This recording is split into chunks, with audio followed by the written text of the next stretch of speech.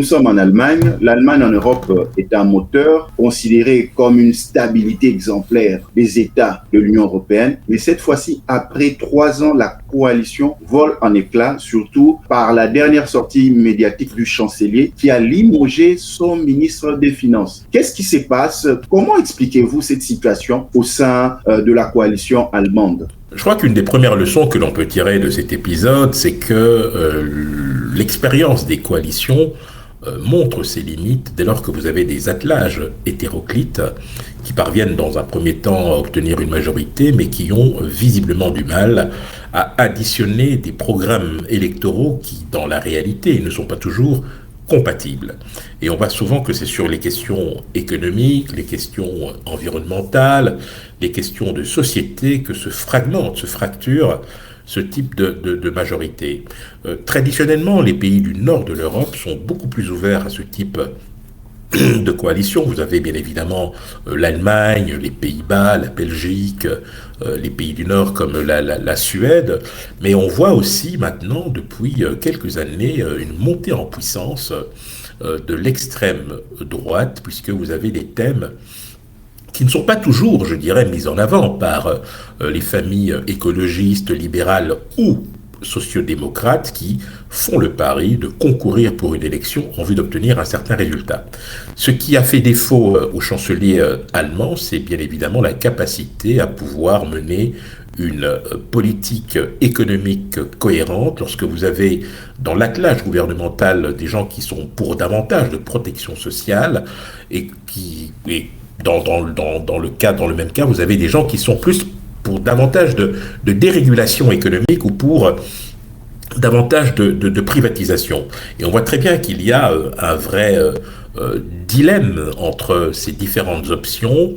Et aujourd'hui, nous sommes dans cette situation. Alors, il est de coutume, lorsque nous sommes confrontés à ce type de situation en Allemagne, que pour s'assurer qu'effectivement le vote de confiance pourrait être effectivement négatif pour le gouvernement sortant, si, comme le souhaite le chancelier, il y a un vote de confiance pour au plus tard le 15 janvier, eh bien, il y aura des élections.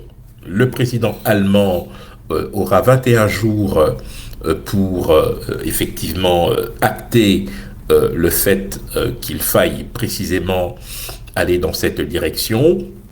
Et une fois le vote de confiance confirmé, c'est-à-dire une fois que la confiance ne sera pas, je dirais, accordée au gouvernement, eh bien, il y aura 60 jours ouvrables pour l'organisation du scrutin. Et à ce petit jeu-là, je pense que les Allemands devraient se rendre aux urnes au plus tôt au mois de mars 2025. Cet épisode tombe au plus mauvais moment. Je rappelle que l'Allemagne, à l'heure actuelle, au niveau de l'Union européenne, est le plus gros contributeur, notamment vis-à-vis de l'Ukraine.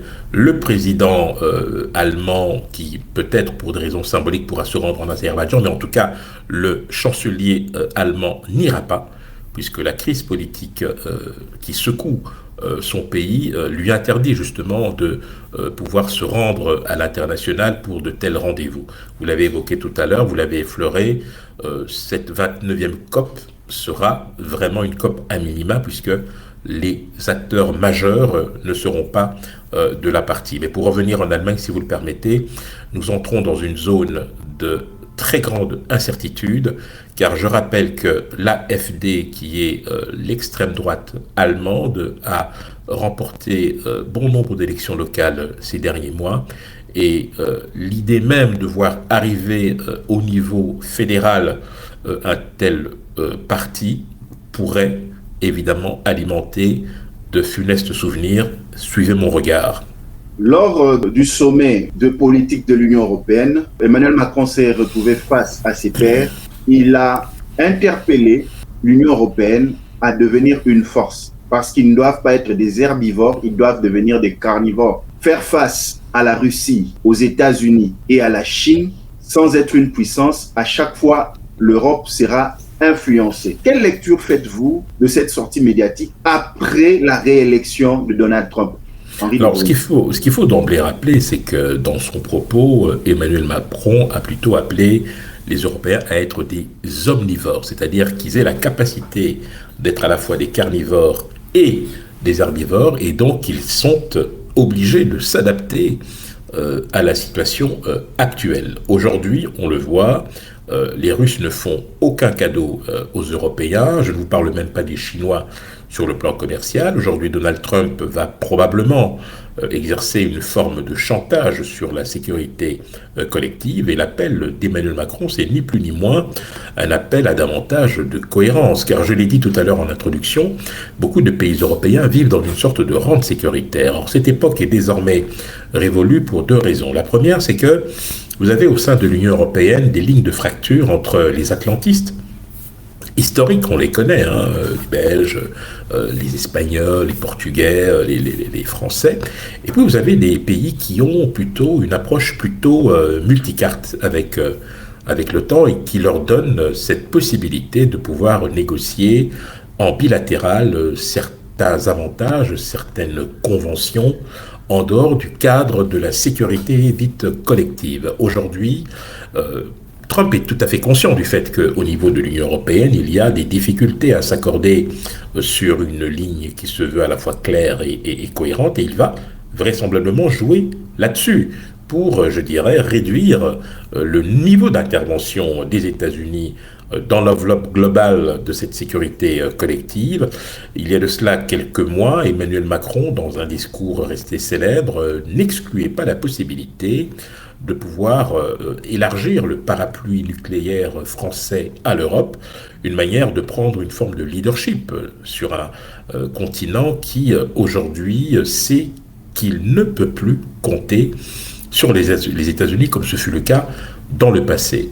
Il y a aussi le fait que la situation en Ukraine, dont nous n'avons pas encore les tout derniers développements, pourrait effectivement dégénérer parce que dès lors que Vladimir Poutine a ses appétits, rien n'indique que même en cas d'accord au forceps avec l'Ukraine, il ne puisse pas jeter son dévolu sur la Moldavie, la Géorgie, la Lettonie, la Lituanie et l'Estonie. Donc on est vraiment dans une incertitude totale. On verra comment les choses s'articuleront, mais il faut bien comprendre que grande sera la tentation pour les pays européens de se désolidariser de la ligne qui pourrait être, je dirais, collective pour essayer d'obtenir en bilatéral un certain nombre d'avantages avec les États-Unis.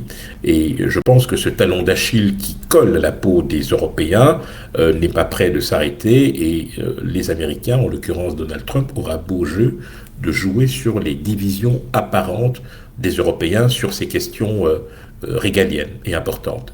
La COP29 a débuté ce lundi 11 novembre 2024 à Bakou, en Azerbaïdjan. Déjà, le lieu des assises est mitigé, producteurs du pétrole, ainsi de suite. Et puis, ce sommet des engagements par rapport au climat, la France est absent, les États-Unis n'est pas représenté, le Brésil, la Chine, l'Allemagne.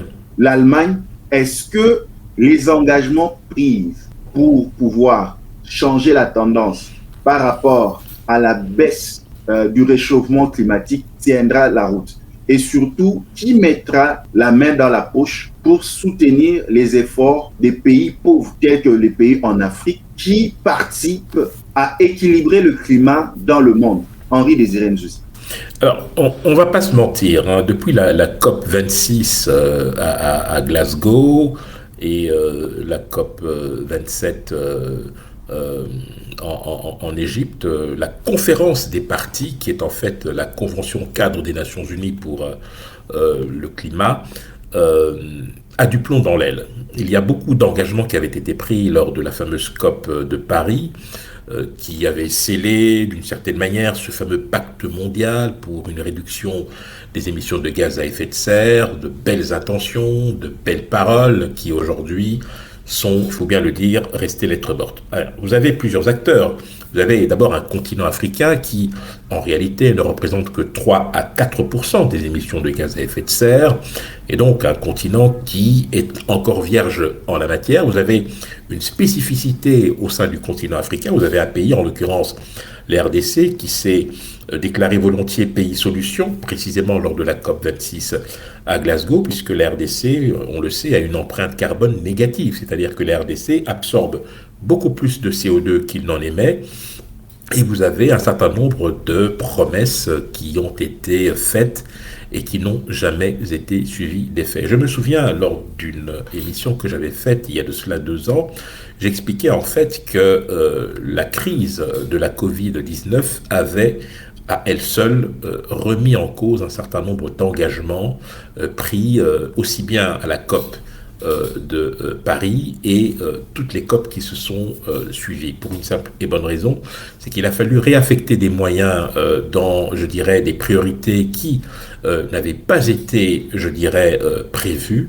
Il est vrai que cette crise de la Covid-19 a pris tout le monde de court. On en a vu les effets négatifs et les dégâts, mais il fallait tout de même apporter une réponse. Il y a eu, de la part de certains pays, notamment du Nord, une démarche plutôt volontaire pour essayer de maintenir un certain nombre de dispositifs qui permettaient aux pays africains de passer soit de l'adaptation à l'atténuation, c'est-à-dire que les objectifs étaient plutôt minimaux et on allait plutôt se concentrer sur la capacité à réduire les effets désastreux du dérèglement climatique avec des politiques volontaristes qui permettaient justement à ces pays de faire face à ces différentes difficultés. Mais aujourd'hui, force est de constater que parmi les absents que vous citez, vous avez les 2 plus gros pollueurs de la planète, en l'occurrence les États-Unis et la Chine. Vous avez le premier poumon en termes, je dirais, de forêt. Vous avez donc le Brésil. Vous avez la France et l'Allemagne qui sont des pays pionniers en matière de protection environnementale qui ne seront pas présents non plus. On peut effectivement se poser la question de savoir si Bakou mérite d'être néanmoins tenu. Cela étant, il y a néanmoins des politiques qui ont été prévues et qui seront au cas par cas affectées selon les urgences et selon les priorités. Mais il reste qu'aujourd'hui, même sur cette question, vous avez une Afrique qui est en demande, mais qui est totalement incapable de parler d'une seule voix dans ses assises, puisque vous avez effectivement des approches totalement différentes, et vous avez aussi de la part des pays pollueurs, une approche qui se veut à la fois cynique et pragmatique, qui consiste à aller vers ces pays africains individuellement, en échange de certaines enveloppes budgétaires importantes, eh bien, c'est de pouvoir, je dirais, laisser passer un certain nombre de choses qui, sur le court et moyen terme, affectent durablement l'écosystème africain. On le voit, cette nouvelle édition de la COP 29 en Azerbaïdjan ne risque pas de déboucher sur des recommandations, je dirais, révolutionnaires. On va essayer de faire un inventaire de ce qui a été promis et essayer de mettre en œuvre ce qui peut l'être. L'Azerbaïdjan, pays pétrolier, effectivement, vous l'avez évoqué, mais c'est aussi pour le pays qui accueille la COP29 une formidable opération de communication. On ne va pas se mentir. Et donc, de ce point de vue-là, l'Azerbaïdjan ne fait qu'emboîter le pas à d'autres pays qui, sans forcément, je dirais, s'engager de manière sincère dans la durée, prennent tout simplement acte pour accueillir un moment aussi important.